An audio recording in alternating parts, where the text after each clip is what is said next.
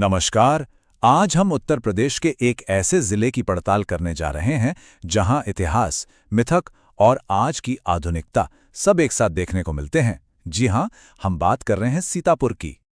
चलिए सीतापुर की कहानी की शुरुआत इसके नाम से ही करते हैं। जैसा कि हम देख सकते हैं, इसका नाम सीधे सीधे माँ सीता से जुड़ा हुआ है और ये बात इसे फौरन प्राचीन कथाओं और गहरे सांस्कृतिक इतिहास के दायरे में ले आती है।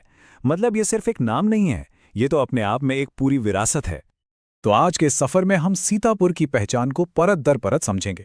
इसके पवित्र परिचय से शुरू करके आंकड़ों, इतिहास, आध्यात्मिक केंद्रों और आज के आधुनिक जीवन से होते हुए आखिर में कुछ जरूरी तथ्यों पर भी नजर डालेंगे। तो चलिए अपनी यात्रा शुरू करते हैं। उत्तर प्रदेश के लखनऊ डिवीजन में बसा सीतापुर सिर्फ एक एडमिनिस्ट्रेटिव एरिया नहीं है। ये एक ऐसी जगह है जहां इतिहास और आध्यात्मिकता यहाँ की हवा में, यहाँ की मिट्टी में घुली हुई है। ऐसा लगता है जैसे हर कोने में कोई कहानी बसती है। अच्छा, इन कहानी और इतिहास की बात तो ठीक है, लेकिन चलिए अब जरा उन आंकड़ों पर भी एक नजर डालते हैं जो आज के सीतापुर की तस्वीर पेश करते हैं। जरा सोचिए, 2011 की जनगणना के हिसाब से लगभग 45 लाख लोग इस जिले को अपना घर कहते हैं।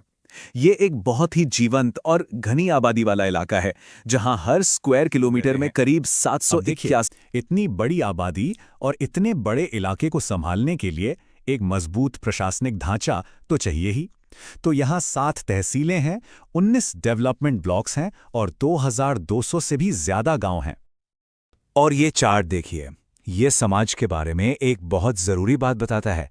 साक्षरता दर, कुल लिटरेसी रेट तो 61% के आसपास है, लेकिन पुरुषों और महिलाओं की साक्षरता में लगभग 20% का फासला है।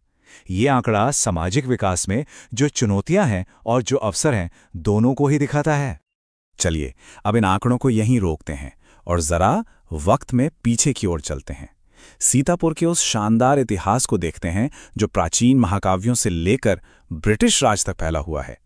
जैसा कि इस टाइमलाइन पे हम देख सकते हैं, सीतापुर का इतिहास कई परतों वाला है।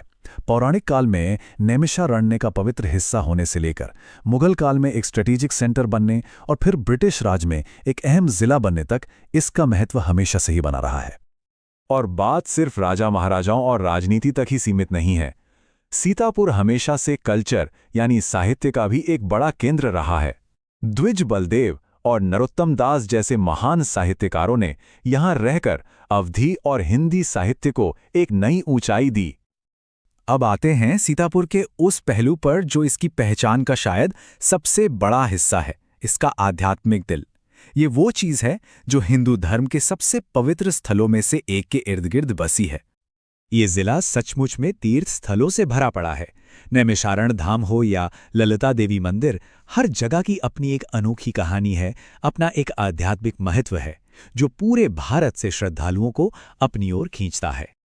लेकिन इन सभी पवित्र जगहों में से नैमिषारण्य का एक अलग ही मकाम है। ये इस इलाके का, आप कह सकते हैं, आध्यात्मिक एपिसेंटर है।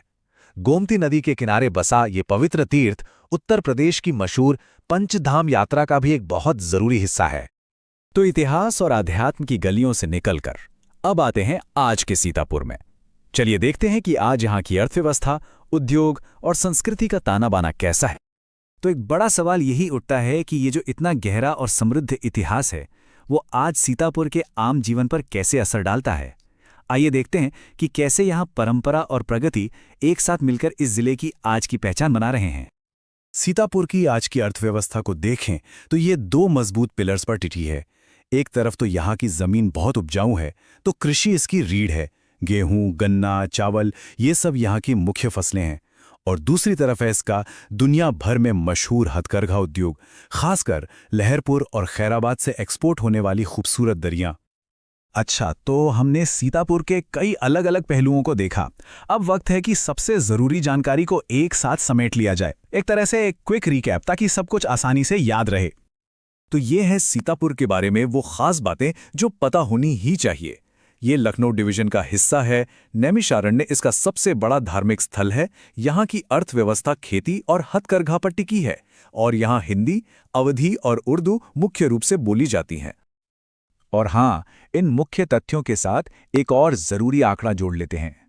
2011 की जनगणना के मुताबिक यहाँ का लिंगानुपात यानी सेक्स रेशियो 1000 पुरुषों पर 888 महिलाएं हैं।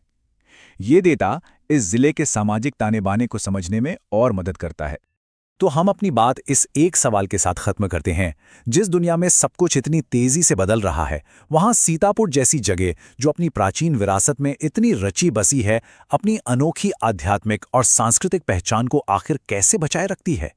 ये एक ऐसा सवाल है जो इसके शानदार अतीत और इसके बदलते भविष्य के बीच एक संतुलन के बारे में सोचने पे मजबूर करता है।